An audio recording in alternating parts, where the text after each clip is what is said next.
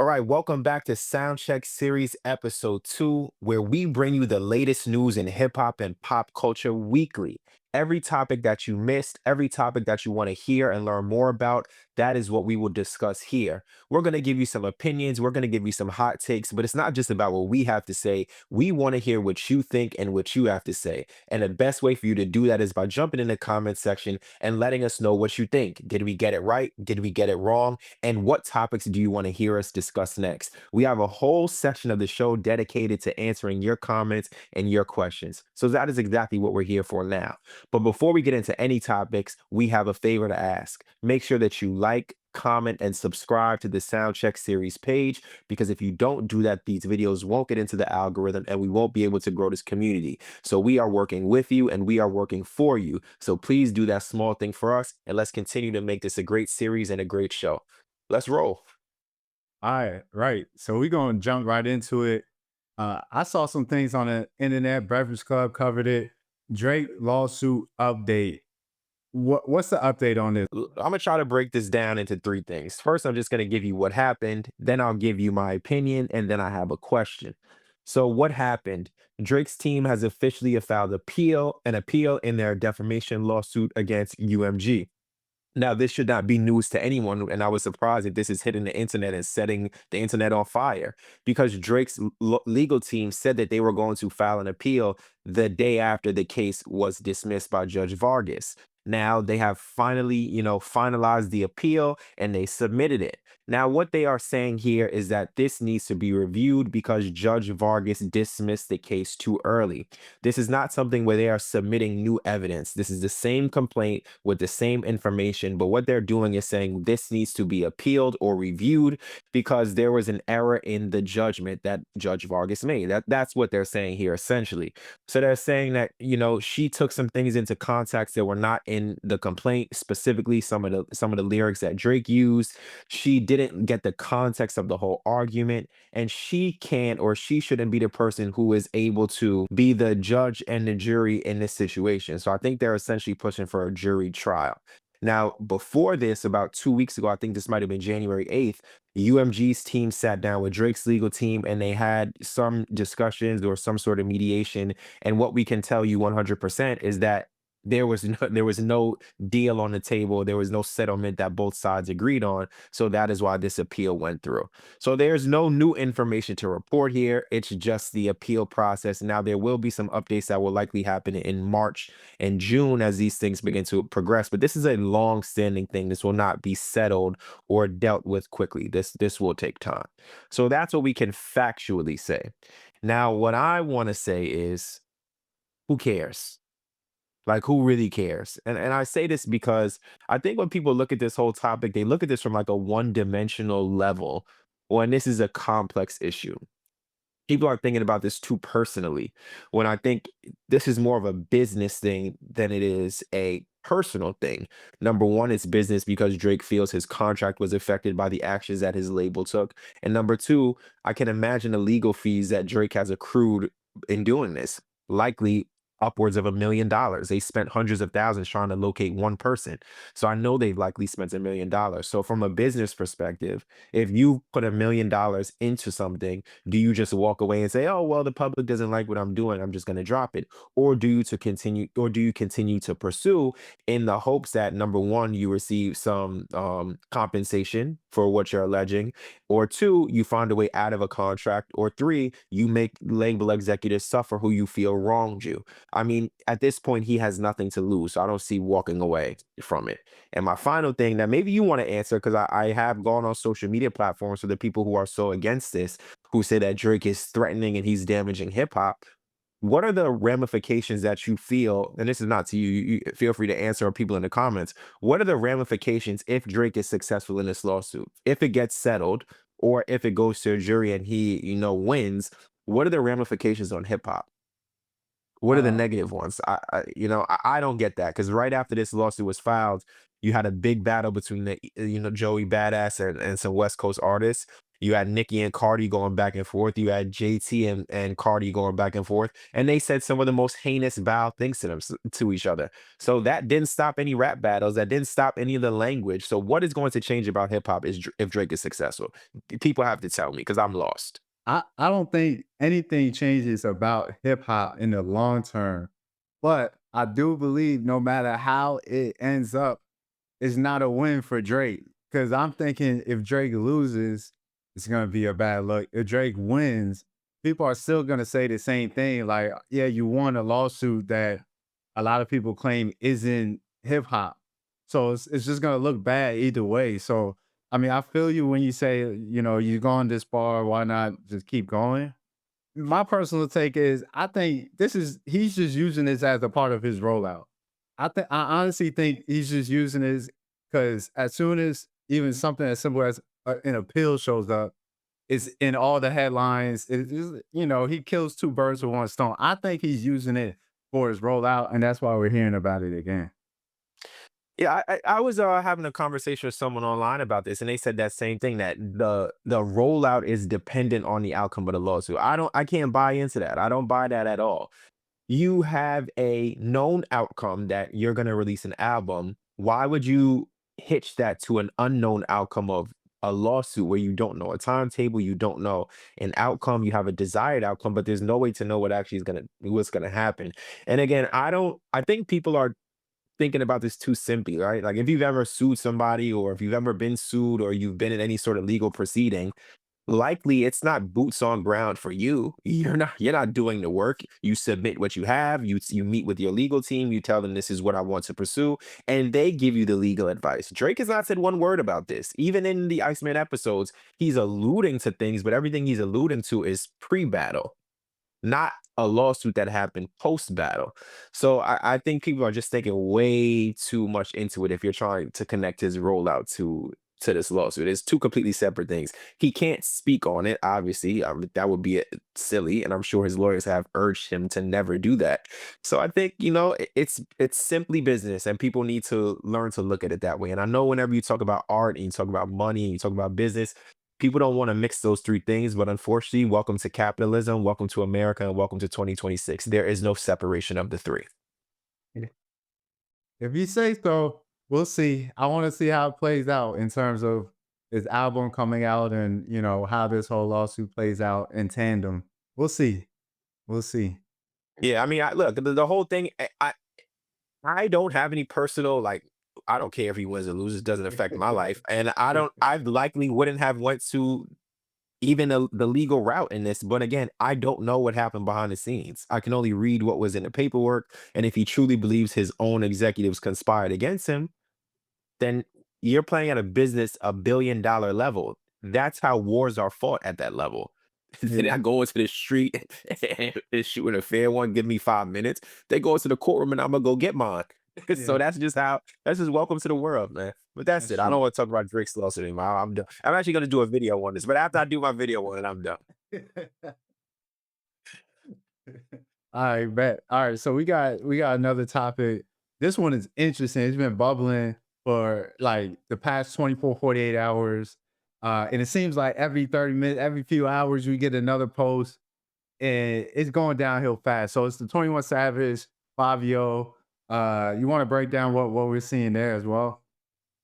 Yeah, man. Feel free to interject because I think the timeline and sequence of events really matters here.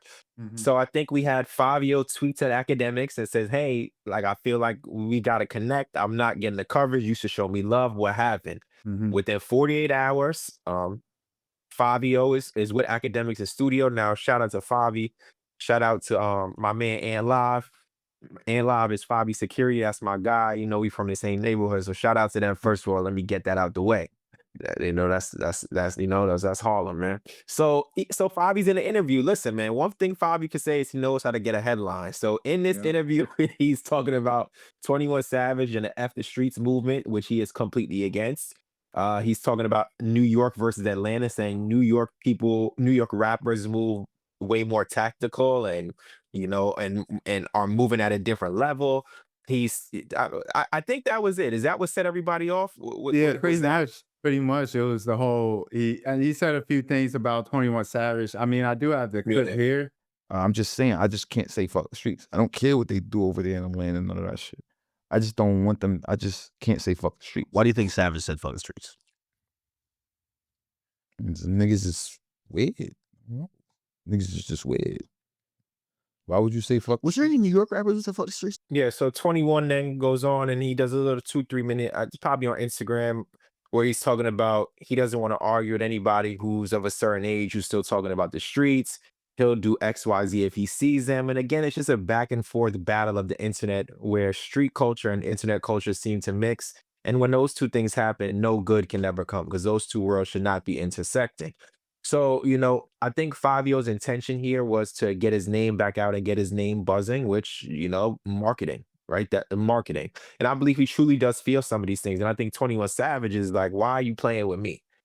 And not only does Yeah. 21 kind of address Fivio here, he also sends some shots at YB because of what YB said in his last interview with Complex. So 21 then kind of responds to that. And one thing he says is, every rapper who beats women is tough or has something to say right now. So he's going into the Ah, domestic violence we talking allegations about Young against, B? We talking yeah, about he's talking about both of them.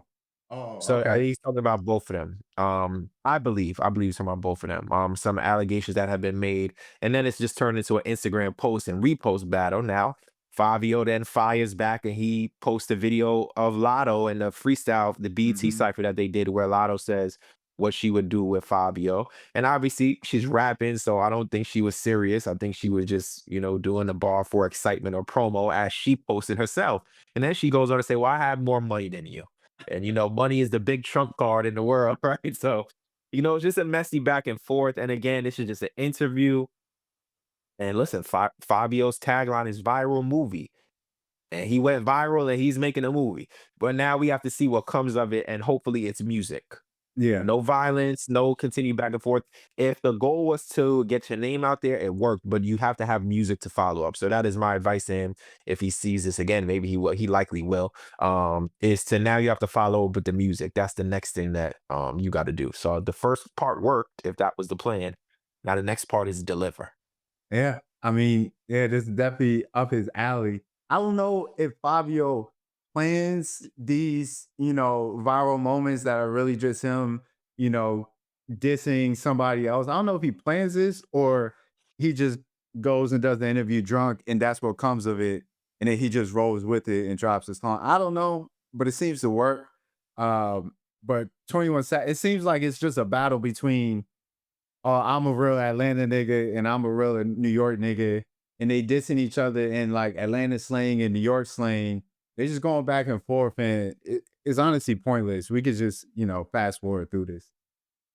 Yeah, and that's what bothers me is that now it's like a New York, like I think Fabio made it like a New York rappers do XYZ, and now Young Thug has chimed in, and now it turns into like this New York versus Atlanta thing, which I Mhm. think is so stupid, especially when neither region is that hot right now. New York is not hot right now. Was the hub for a decade. They're not doing too well either. Then Playboy Cardi is, has probably Playboy and gonna have the most um momentum in that Mhm. city right now when there used to be like five artists who had that momentum in the city. So I don't want to see it be place versus place, city versus city, especially when those two places are so close and a lot of New York people move to Atlanta. Yeah. Like that is what New York rappers do. They relocate to Atlanta or Miami. So, hopefully, things remain calm and stay safe, but it is what it is. It's just the name of the game is attention and clicks. Yep. Yep. And I think Lotto's gonna play it right, even though she shouldn't have responded and put herself in it. But now that she did, we'll probably get a bar or two in her next single or Oh, for something. sure. So we'll see. All right. So next topic we got ASAP Rocky academics. What's going on? What's going on over there in that part of the world? So it looks like that interview is set to go live in just a few minutes. We're recording this Friday night. I see the countdown on Academics page, but we have seen some clips, and Rocky is talking about Drake. And I think Academics approach and said, "I think you guys' issue is over women," and I 1,000,000% agree. I think obviously they both dated the same women. They both dated each other's mother of each other's children. Mhm. And I think Rocky is saying Drake's actions have been corny because Drake continues to bring her up in music. And I believe he said, that's soft. And him and I can't have no real smoke. It's just music and we've grown apart. Mhm. But a lot of the Drake standum and fandom is upset that Ack took this interview. And people who don't like Drake are saying, Mhm. yeah, you see, this is why academics shouldn't be friends with Drake. Because, Drake didn't give an interview, but Rocky went up there. So listen, that's what people will talk about. I don't I know. What do you mean, expect to hear or see in an interview? Or what are your thoughts on it? I think it's gonna be a good interview. I've been watching some of ASAP Rocky's interviews. I haven't really cared about the people he's interviewed with so far that is out, like Ebro, and then that one other group that he said he always does interviews with. So I'm looking forward to Academics because I watch Academics, and he asks like some. Sometimes he just cuts through the BS and he asks some real questions. So I'm looking forward to it. I mean, even Academics said before the interview, Rocky told him, "You can ask me anything. We talk about anything." Okay. So I'm expecting to hear a lot of just candid talk, like none of the BS, none of the fluff. So it should be exciting. But Academics is supposed to take that interview. Whether I don't care, like you a Yeah. Drake fan, Stan. Drake hasn't given him one. So what are you supposed to do? Turn down these other looks? Like that's silly for people to even think that. Yeah. I mean, listen, again, this is business. I think people try to insert their personal feelings into everything when this is what he should do. And Yeah. listen, Drake is obviously going to watch the interview because he watches academics content. So this will likely provoke Drake to respond in music, or maybe Drake to do an interview with Axe. So it's a win-win for us. Yeah. Everything doesn't need to be cried about. Like, it is what it is. He's a modern day hip hop journalist. Mhm. So let him do what a journalist should do and interview people who don't like each other. It is what Nah, it is. facts. Facts. So I got a little thing since we're speaking about ASAP Rocky. After our last video, I posted a poll. I'm gonna go ahead and share that. So I posted a poll basically saying who has the most pressure to deliver in 2026: Drake, J. Cole, ASAP Rocky, Baby King. So it seems like the top two. We got 54 votes. Drake was number one by pretty much a landslide. Then it was J. Cole. And somebody actually commented and said J. Cole is going to have the biggest year this year. What do you think? I think Drake's pressure more so comes from people who want to see him fail. So there's always going to be pressure because I think they're always going to expect and say the worst things about the music, no matter how great it is. Cole, I think, is under a little bit of pressure, and I don't think it's from haters. I think it's from just fans of hip hop culture who feel disappointed and let down from him. I think his fan base is fine with whatever he did. His fan base is continuing to grow online. There have been a number of YouTube channels that have popped up supporting him. There's a guy named Caleb from X. Shout out to him. His channel has grown immensely, and he just covers J. Cole and all the things surrounding him, and he's done a great job there. So his fan base is ready. Will he have the biggest year? No. I think he will be commercially successful. I think he's going to go on a world tour, and I think this is his last hurrah. I don't know if it's not going to be a bigger year than Drake if Drake chooses to embrace and do all the things that he can do at his disposal. Baby Keem, shout out to him. I think his whole rollout, again, I kind of detailed this in the last video. It will be more tied into what PG Lang is planning for the next 3 to 4 years. But I don't really, I don't know much about Baby Keem, so I can't really speak to him and what to expect musically or numbers wise from the business aspect. So I don't know. I don't think he's under any pressure because Yeah. he hasn't dropped the album since 2021, I believe. Yeah, he's definitely not. It's hard to tell the direction he's headed. I'm sure he has it planned out, but I can't tell if he wants to be a superstar. He wants to be like this figure that just comes out every now and then. Who knows? I don't know. So maybe on this album we'll find that out. So Yeah. next song, ASAP Rocky, Joe Budden. Now I don't know about this topic. I was privy to the academics, but what's happening with ASAP and Joe Budden? So they did do the interview with the Joe Budden podcast. Shout out to all of those guys. And it was a mature conversation about relationships, about love, and about how Rocky may seem distant from his friends because he has children, I think 3 children. So he's just discussing, like, where he is. That was the main crux of it. He talked about some stuff with, like, Rick Owens' wife, and they were asking about, like, satanic symbolism, and he's like, "Listen, I got nothing to do with that." That's what they if they do that, that's what they do outside of me. I'm just learning about, he's talking about like different arts and cultures and architecture that kind of inspired the album cover and the visuals. He's like, I learned from them, but I'm not involved in any of that stuff. And I think one thing that Joe and them talked about was that Rocky is a lot more mature.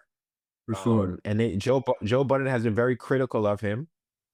And he was like, listen, he came up here and addressed all the things from the past that I said about him and the topics and the political stances, and he held it down in an interview. And I think he won a lot of people over. Listen, Rocky is well spoken. He's from Harlem. Rocky is a smooth guy. He knows how to carry himself. So whatever room he walks in is going to pretty much play off well to the camera, because I think, like as I talked about before, this is just who the guy is. He's been a cool guy for as long as I've known he's existed, since I was a teenager. He's been this guy. So I don't expect anything different. I would love to hear him actually be more active outside of music, because I think that's his strength more than what the music is who he is as a person. So we'll see what Yeah. happens. I definitely think, from this rollout, what I've taken is ASAP is definitely showing, or Rocky's definitely showing he is more mature or further along in his life than the other, I guess, top three, the other three, Kendrick, J. Cole, and Drake. And, J. Cole's not far behind, but I just feel like everybody else wrapped up in that beef last year. So has some growing to do. And ASAP is just, he's Mhm. evolved outside of the music, and he's not worried about a lot of the stuff all these other rappers are worried about. So it's cool to see that. So I'll have to Yeah. tap into that. I didn't see the ASAP Joe Budden, but I don't watch too much Joe Budden. But if he has a good interview, I'll tap into it. Yeah, yeah, it's worth the watch. It's worth the watch. I keep up with the Joe Budden pop pretty consistently. Okay. All right. So we have swindling sales versus real business. What's this title about? This is your title. I'm like, where you about to go with this? So we had the ASAP Rocky's early projections were 200,000, and I Yeah. made a video where I broke down the business behind it and how he got to that number. Now, as we've gotten closer to the final first week sales, that number has almost dropped in half, closer to 100,000. And basically, I Really? kind of have to explain. Yeah, basically, what happened is Rocky did 2 partnerships. He had the bundles, he had the physical sales, but he also had a partnership with an app called Built, which is like a rewards Hmm. app, and it lets you get points towards your rent or towards your mortgage or HOA, whatever you have. Hmm. And people were able to get that album basically for free by using points that they had accrued on the app. Now, this is where I think a lot of the sales were discounted by Luminate, who counts these sales and reports to Billboard, is because there wasn't a deal in place and they didn't count as legit physical sales. Now, there's a lot more complex background and language, but that in short is what happened. And that's why we saw that big drop off from up projected 200K to around maybe somewhere between 100 and 130. So That's crazy. that's what I yeah, but I don't know. Some people are upset that he did that. I wasn't. How do you feel about rappers like partnering with companies or doing these things to get stronger first week sales? Well, as a consumer, how do you feel about it? I think there's a I understand every artist that does it, first of all, because if I'm in their position, I'm taking all these opportunities. But I'll say from a consumer standpoint, there's a fine line in between doing it and it kind of aligning with your rollout, and it makes sense to maybe this build thing where it didn't really align with the rollout. It just seems like a tactic more though than you're using it as a creative gesture. So Mhm. when it starts to feel like, "Oh, I'm just using it as a tactic to cheat the system, to cheat sales," that's when consumers, I think, start to, I mean, at first question your numbers. Then they're like, people started saying, "Well, yeah, you did 200K, but 200K, but," instead of just, the music was good. That's why it sold well. Um, Yeah. so yeah, there's a thin line. You could do it right, but it has to align with what is the rollout about. I think that's the best way to do it. Yeah. That's the purpose of the rollout. I mean, you want to perform well. People need to Yeah. feed their families. I mean, not that he's starving, but this is people want to make money. He's married to a billionaire, but people want to make money, right? This it's business. Yeah, and it is interesting how these systems that count sales, it's very interesting when you see the ones that they decide not to count because there's such a thin line. It's like, why did y'all choose not to count these? I think something said, Mhm. what happened with Playboy Cardi's rollout? There was something that happened. He didn't get a lot of sales. Yeah, so with Cardi's rollout, what happened there was he didn't ship the physicals in time. Okay. So you have to get things shipped within that first week. If it doesn't happen within the first week, it does not count. So that's why you have to have these logistics and back ends in check because if it comes for the release date and this album is not shipped in time, it's over. It will not count towards the first week. So that's what happened, and that's why Cardi ran into some trouble. Interesting. Yeah. I mean, yeah. So I haven't seen that big of a dip, but 70K, that's tough. I mean, 130 is still not bad for ASAP. He's not really out there promoting his Yeah, music crazily. So it's not bad. that's great to me. Yeah. It's not like sub 100. Then you start looking bad. So Don Toliver's album. What are we thinking about? He's released a lot of snippets. We've seen a lot of snippets. So clearly he's popping out. I mean, he's probably gonna, you know, preview a song or two at Rolling Loud, which he typically does, especially because he's headlining. We're we're definitely gonna get a new Don Toliver song, but he's been doing a lot of snippets leading up to that. I mean, it sounds good. I mean, like Don Toliver, when his music comes out, he's the type of artist that sounds good. He gives you exactly what you expect from him. I don't think you get anything outside of the box when it comes to his sound. I mean, it sounds good. That's all I can say. It's sounding good so far. What are you thinking? Yeah, I like some Don Toliver music. I just don't know what to expect, I guess I would say. I don't who is he signed to or who is he under? Is he with Travis Scott? I don't know. I want to believe he's still under in that Travis Scott deal. Of course, he's well Okay. through it, but maybe he signed some crazy, deal. Trav did get him early on. So let's see. Okay. Don Toliver record deal. Who is it through? So yeah, he's still with Cactus Jack, joint venture with Atlantic. Okay. Yeah, I don't know too much about, you know, the music. I know he got a couple joints. I think it's like Swinging on West Hampshire or West Hmm. Hamster. Hmm. I love that song. Like I love that song. But the Yeah. newer singles, I don't know, maybe they just didn't connect to me. I think the newer singles are gonna be on the album. I did see that, but Yeah.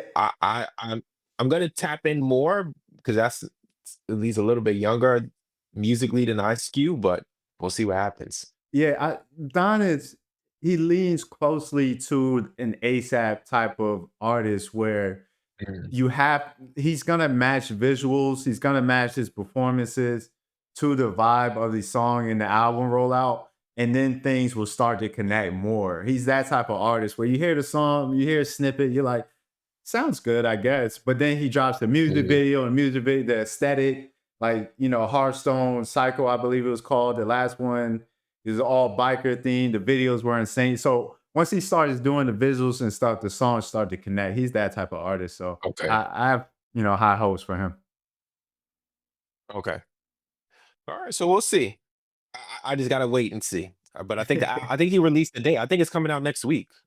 Oh, for It might be real? next week. It might be next week. Octane. Oh, yeah, it is. Octane 130. Yeah, so next week.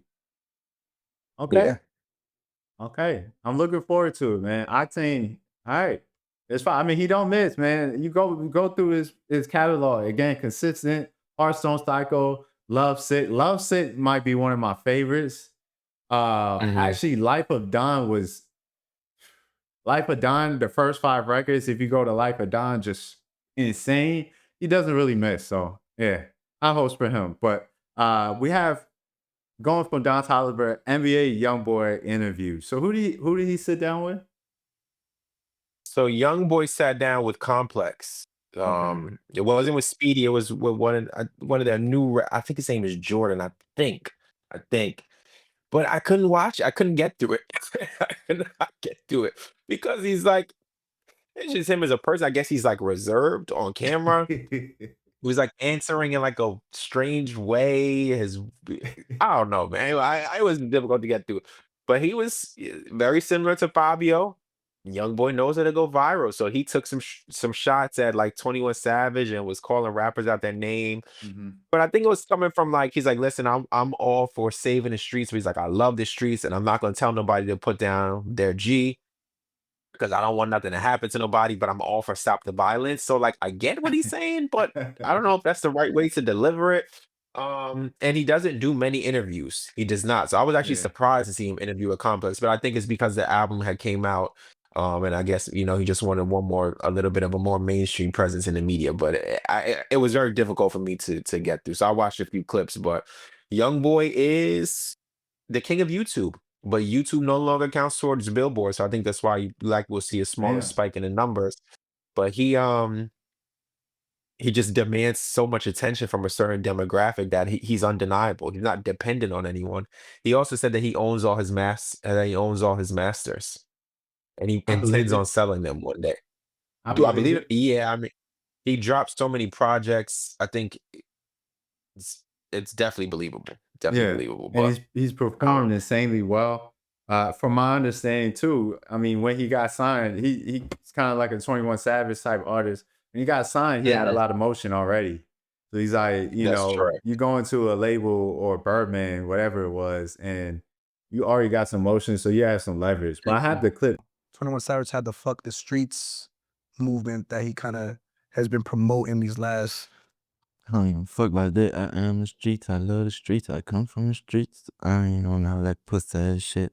But about that, I ain't just like stop the violence. Same shit I've been on, you know. Mm-hmm.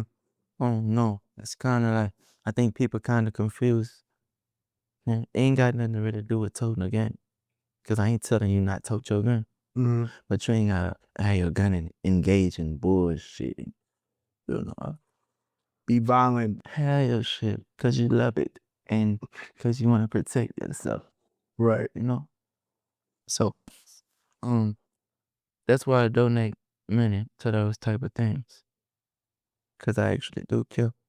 Mm-hmm. A lot of people just be like, I guess confused. I be throwing out mixed signals probably. Yeah. All right, bro. I don't know what he just said. I'm not even gonna hold you. I see what you're saying. I didn't see that clip, but first of all, my family's from Louisiana, from New Orleans, Baton Mhm. Rouge area. I don't know how he ended up talking like that, but that's not how they sound out there. Yeah. I I- think I think it's just the thing, like the shelter that he has on, and I think this is a part of the persona that he's grown into. I don't know. It was very different for me to hear that. And I think the interviewer came out and said this was one of the most difficult interviews he's ever done, but he said he learned a lot from him. And it would be difficult to get somebody to talk who doesn't really speak much. So yeah, shout out to that guy, man. yeah, he's doing like the Michael Jackson, Janet Jackson thing, and Yeah, I didn't want to say Mike's name in conjunction with him, but yes, you are correct. I didn't want to say Mike's name. I saw somebody compare the two. Just don't do that. Don't do yeah, that, no, please. Don't. but he's doing the voice thing, but there's a reason for it. Like the Jacksons did that voice thing because they're saving their voice because they're performing every night. So when they would do all these interviews back to back throughout the day, they have to preserve their voice. They would talk like Mhm. that. They would talk in these soft baby voice, like Mariah Carey. Other singers do that. Is he Mhm. doing that? I don't know if he's doing it for the persona or somebody taught him that trick. I don't know, but it be throwing me off. Yeah, yeah. I don't know, man. I think we got enough NBA young boy. I think we have there was one person who left a question that they wanted us to cover, so we can get to Yeah. that question and then we'll wrap. Can we do a segment on J. Cole's hate? It's getting disrespectful out here on the internet. I really wish the rap battle never happened. I'm from Dallas, Texas, about to be 42 years old. Before the beef, I was listening to Drake, J. Cole, and Kendrick. I like all three.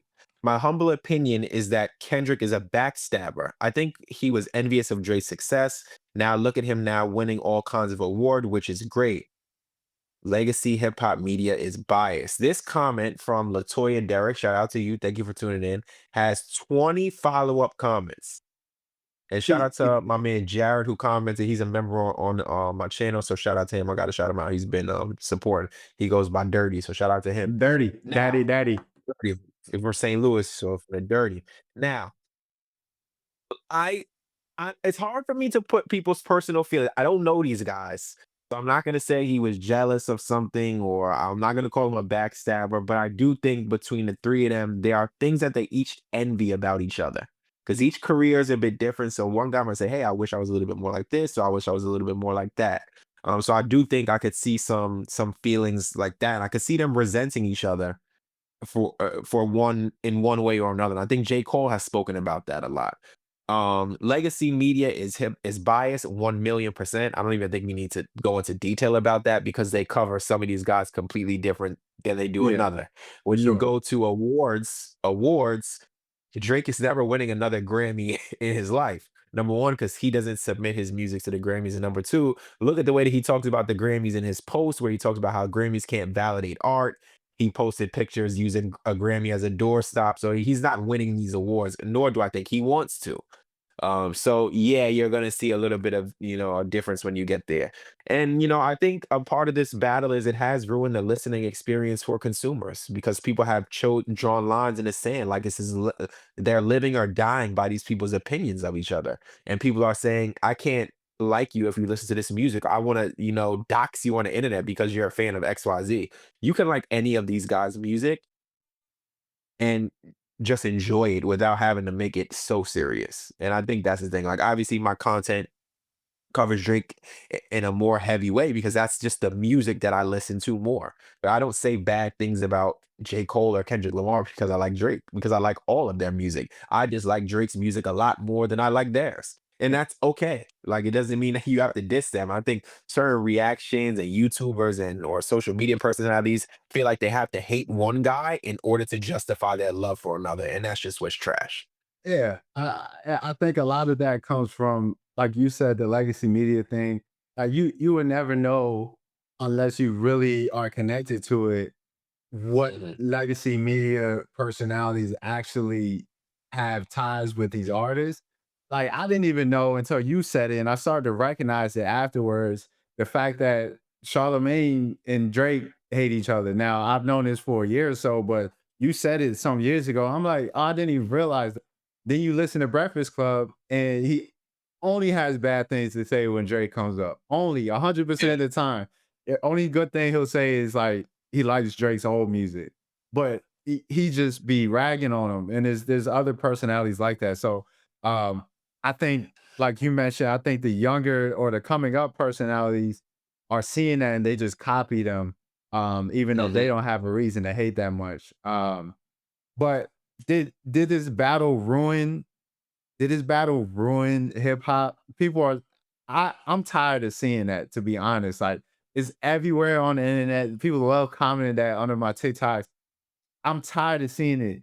This is what we all asked for. We wanted this to happen all the way down to the Drake and Kendrick back and forth. We were geeked every time a song would drop.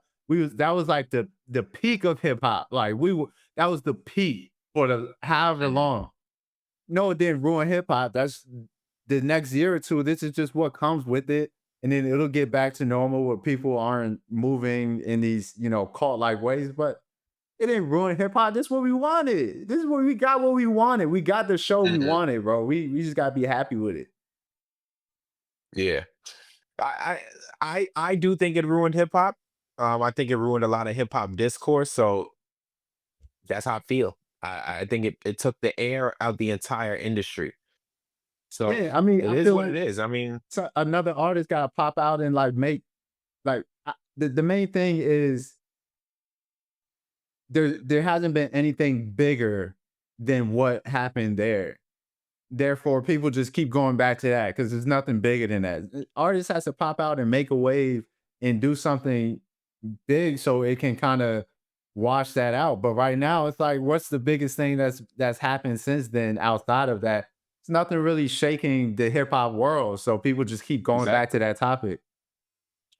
And I don't know, there is no new person who's ready to take, the crown. Like it's just those three. And really out of those three, we don't talk about J. Cole too often because he doesn't give the media much to talk about unless it's rollout time. You don't talk about Kendrick because he's not giving people anything to talk about unless it's album or tour. So now you're consumed, and even the people who hate Drake are waiting on an Instagram post or waiting on a lawsuit update.